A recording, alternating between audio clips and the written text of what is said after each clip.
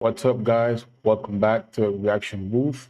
On today's video, it's all about the cost of living. Let's jump right in. This is why the average American is struggling and complaining about wages and the cost of living. Here's the math. There's about 80 million Americans making $50,000 or less. And these are essential jobs that we need to operate this entire country. And they are being underpaid. $50,000 after taxes, 401k, and health insurance is $2,900 a month take home pay in 2026. Let's say they find an apartment with utilities for $1,500 a month. Let's say that they do a perfect budget of $100 a week for groceries. They don't eat out. They don't do DoorDash. They are perfect when it comes to their food. $400. Let's say they get a used car well below the average for $300 to get them back and forth on their 45-minute commute. Then they have $150 for car insurance, $150 for gas, $150 for cell phone and internet, and $100 for personal care. Leaves them with $150. And they have no student loans and no credit cards.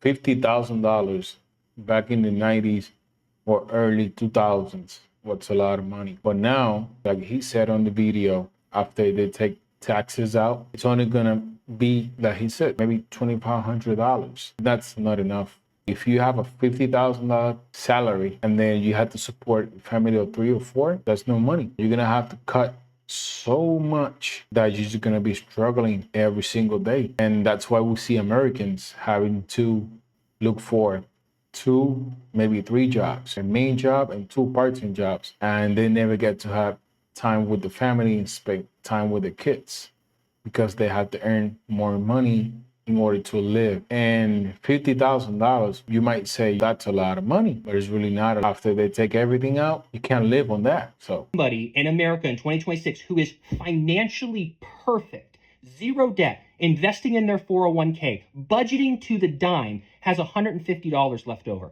How do they go on dates? How did they travel? God forbid, what if someone passes away in their family and they have to go travel out of state to the funeral, or a friend is getting married? that's very serious right there. Forgot to mention the debts. So you're making a budget based on $50,000 a year and just plain bills, just regular living, everything that you need for daily consumption. So if you have credit card debt, if you have student loans, if you have car notes, if you help a sibling, you had to help your parents. It's really tough to be living with that amount of money. And he made a good point right there. That's budget. It's based on a perfect, perfect family, a perfect person, no debt whatsoever. And most Americans do carry debt, especially credit card debts. They would have to put that on a credit card. We have built an economy that if you're perfect, you still have to have a second job in order to make progress. And it's so exhausting to hear people just throw out these things. Would you ever think about cutting your expenses? What are you going to cut? This person is perfect. The wages have to go up, or we need to cut taxes on the first $100,000 and allow people to keep their money. Our generation got fucked. Hence the reason I wrote the book, Generation Fucked, How Millennials and Gen Zs were robbed of the American Dream and how we can fix our futures. The pre-orders are now available. Comes out July 14th. You can grab a copy of my profile. I go over so many things that happened over the past 50 years that led to this wealth inequality, from stock buybacks to private equity to the national debt to the cost of living crisis, wages, and solutions for policies and independent things that we can all do to reclaim the American dream and make it work for us. We used to have an American dream, but there's no longer an American dream. It's getting rough out there. There's no money. There's no good jobs neither. You have to go to school. You go to college for 4, 6, 8 years. You get bachelor's, you get master's, you get even your PhD, and you go out there looking for the job, and they just want to pay you $50,000 or maybe less. I know people personally that only making $40,000 to $50,000, and they have more schooling than I do. I only have a high school grade, and now I'm doing my bachelor's. And it's people out there really prepared to make big money in big America or making a business, and they have to struggle. They have to borrow money first to make sure that the business starts with the right foot, start making money. So they have to go out there, buy all this expensive equipment with borrowed money. And then it's really hard for you to start a family or just regular living. And it's just really hard for people out there, especially Americans. I just saw again that our daycare went up. I have 2 kids that are getting older, so it should... Daycares, that's another thing. Daycare. Even here in Puerto Rico, daycare is up the roof. And I know people that they have to find a part-time job to have their kids taken care of while they're at work. And that's insane also. So even daycare is up the roof. So now you have to have your main job and a side gig for you to leave your kid and go make your money, as well as your spouse. And you have to have another job just to pay for that. You can't take your kid to your job. He or she has to go somewhere while you're at work. Be going down, but the price just had another increase. It's to the point where it's cheaper for me to just stay at home. My whole check is going to the daycare.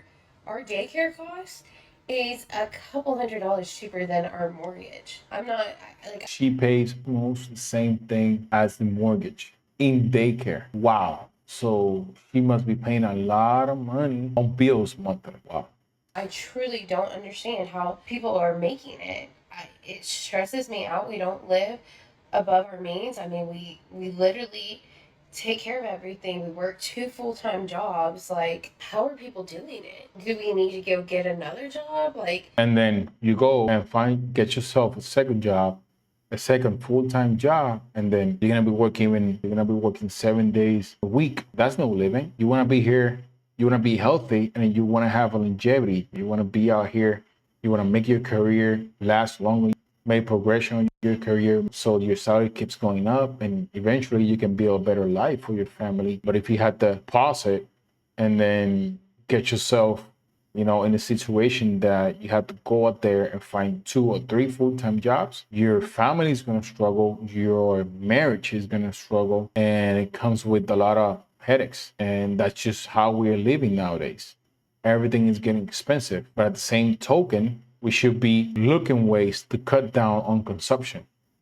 Grocery bills, cut it down a little bit. Just buy the essential things. Netflix, subscriptions, things that we don't need, we have to cut them off until we can get, a better job, better pay, more money, and then we can bring them back in. We have to just make sure we do the right thing, and we have to adjust. You have to sit down and make a plan, make a budget, and make it happen. I don't know. I'm stressed out. I don't know how we're going to afford to have an increase. And if it's increasing now, is it going to increase again? Because we just had an increase a couple of months ago. I don't know. I don't know how other people are doing it. If you have suggestions, please let me know, because at this point, I'm wondering if it's just cheaper for me to stay home with them and not work at all, since my whole check is going to daycare. You might as well, right? If you're spending your whole check in daycare, you might as well just stay at home. You save on food, be eating out, and just stay at the house, take care of the kids until they get to that age so they can go to school. And then you can go back to a workforce. How are we surviving in this economy? How? Please. I just feel like I need to come on here and really show what it's like trying to survive as a single income family. Okay, we live in Nebraska. I can't work because I can't afford childcare. It's very painful watching this. And I've been blessed that I have a good job, and my wife stayed at home with my daughter until she was old enough to go to school. Or, she went to daycare, but she was already 2.5 years old. So we're fine with that. But watching these videos, people struggling, crying, it's really tough. I'm from Puerto Rico, and even down here we can see this. We're not exempt on this. Hourly wage, it's way lower than some other states. And here, a lot of people struggle as well. Side gigs, they have to open business. And watching these videos is very painful. I see this every single day. It's very hard to watch this. Cost more for my 3 kids than what I'm gonna make a month. Everything I've looked at, $3,000 a month for my 3 kids to go to daycare. I'd be lucky to make $2,500 a month, and that's pushing it. We can't afford our rent. Thank God that we have landlords that are extremely understanding, but how are we doing this? I mean, literally, my husband's next paycheck and what we have in the bank right now is gonna go to rent, and it's gonna leave us with literally zero. No money. How are we doing this? What happened? And the paychecks are gone. Before you get your paycheck, it's already gone. It's already paid in mortgage, car bills, because it's so expensive. Mortgages are $3,000, $4,000, $5,000. I never thought I was gonna see that. Houses went from $200,000 to $500,000, $600,000, even $1 million somewhere. some places. It's really hard. Nowadays, you can even get a house. You have to make, 6 figures. Not 100,000. You have to go all the way to 200,000 to 400,000 just to afford a house comfortable, be comfortable on it and be able to pay it. But now he's gonna get paid, and the full paycheck is gonna be thrown into a mortgage, into her rent. That's it. How are they gonna continue on paying the regular bills, food, water, electricity? It's hard. It's hard. We have to empathize with these kind of people because we might end up there one day. We never know. So that's why we have to be smart about the money, about how much money we're spending, our boundaries, what we have to have. And then if you have a job that doesn't pay well, make sure you do whatever it takes to save some money on the side and make sure your family is taken care of and you have your emergency fund. Emergency funds are really important. They've always been important, but now you can't live without that. If something happens, you have to have the money set aside for that. Something more expensive comes up, you're gonna end up broke. You're gonna have to file bankruptcy eventually. That's very sad. Into our world, a 22-year-old mom who's currently worried about losing her house and her car because we can't afford it. I'm not trying to make my kids homeless. I know I have family that is going to help us in any way possible, and I'm more than thankful for that. But what are we doing?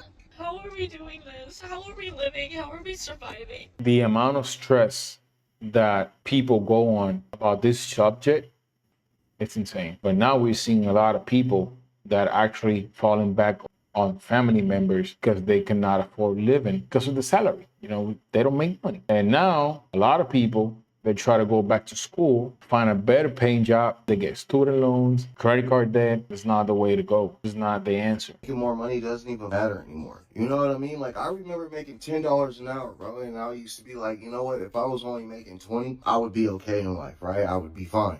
And then I started making 20 and it was the exact same shit, bro. I was stuck in the exact same rut. And I was like, you know what? If I was only making $30 an hour, give me 30. And fast forward to today, I'm making well over 40 and I'm still in the same exact position that I was when I was making $10 an hour. And I'm starting to really feel like, you know what? It doesn't matter how much money you make anymore because the way the system's designed, you're always going to feel like you're running in place. I don't agree with him. If you were making 10, 20, 30, even 40, and you're still struggling, that's on you. Because if you keep going up in pay, your lifestyle should remain the same. Even better, you can put more money inside. You can build an emergency fund.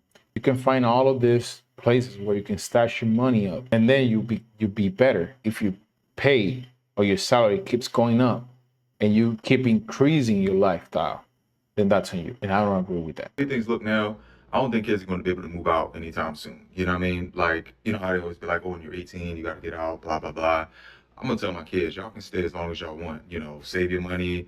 I don't want y'all living paycheck to paycheck and shit like that. Stack your bread. If you want to get married, have a family, that's cool. You know what I'm saying? Like, whatever. Because the way things look now for us, imagine how it is going to be for them. Hopefully things get better. But even still. That's why we should teach our kids about this. They're not going to teach this in school. They never do, they never have, and they never will. They don't want people knowing about this stuff. Because if you get better, then you don't need the government. You just on your own, you know what to do. You don't need credit cards. You don't need student loans. You don't rely on the government. And they want you miserable. They don't want you happy. We should teach our kids since they start in school about saving, about priorities, about what comes first, about just simple math. If you save some money, if you save, let's say $10 a week, you're gonna have $40 if you do it weekly for a whole month. And just teach your kids how to save money, just little by little, so that when they grow up and they go to college, they know how to handle money. Just don't throw a bunch of money at them and they're gonna figure it out because they won't fit. They don't know how to react about the money. They don't know what to do with the money. Teach your kids how to make money and how to manage it so you can prevent them from falling and prevent them from having these kind of struggles with their own family down the road. Like, regardless, they can stay with me as long as they want, get their bread up, stack their money up, because I don't want them out here living paycheck to paycheck, man. You know what I mean? And if I give tips to any parents, man, don't try to kick them out when they're 18. Let them stay, let them get their money up and all that. Let them get right. That's it, guys. That's all for this video. Make sure to like, subscribe, and comment down below. I'll see you guys in the next one. Peace.